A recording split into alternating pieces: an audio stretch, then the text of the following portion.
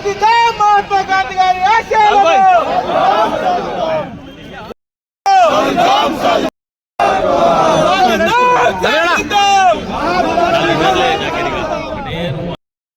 స్వాగతం తెలియజేస్తూ కార్యక్రమంలో ముందు వరుసలో కూర్చోవలసిందిగా కోరుకుంటున్నాము.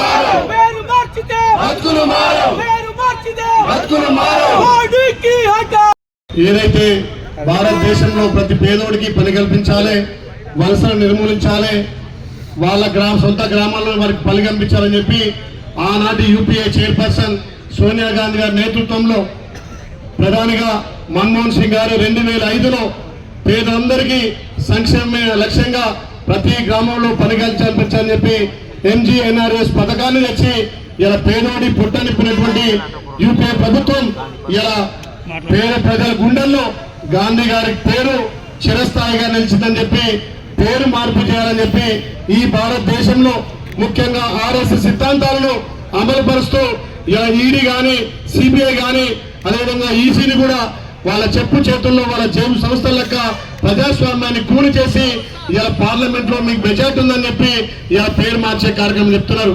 ఇలా భారతదేశంలో అన్ని రాష్ట్రాలు కూడా గాంధీ గారి పేరు పెట్టాలని, పశ్చిమ బెంగాల్లో మమతా బెనర్జీ కూడా ఇలా రాష్ట్రానికి గాంధీ గారి పేరు పెడుతుంటే మేము దేశానికి స్వతంత్రం ఇచ్చే పార్టీ, దేశం కోసం ప్రాణ త్యాగం చేసే పార్టీ, దేశం కోసం ఆస్తులను కూడా ఇలా దేశ ప్రజల కోసం త్యాగం చేసిన పార్టీ.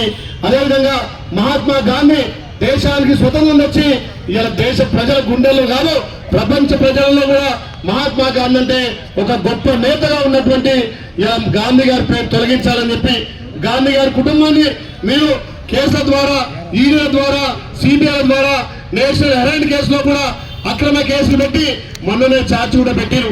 మరి ఇలా దేశంలో చూస్తుంటే మతతత్వ శక్తులు, మతాలు, కులాల మధ్యలో చిచ్చు పెట్టి ఇలా అధికారంలోకి వచ్చిన మోడీ గారు కూడా పేద ప్రజల మీద ఉక్కుపాదం మోపుతున్నాడు.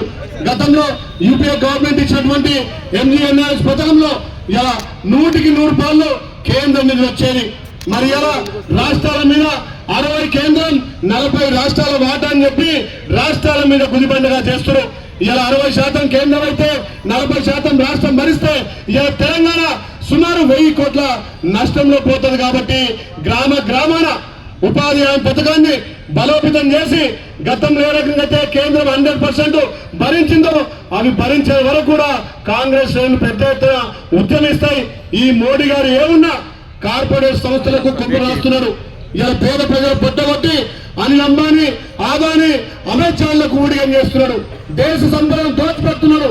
ఇలా పేదోడు ఉపాధి హామీ పథకంపై పొట్ట నిండా కడుపు నిండా తింటుంటే దాన్ని కూడా చూసి ఓడవలేక దాంట్లో కోతలు విధిస్తున్నాడు.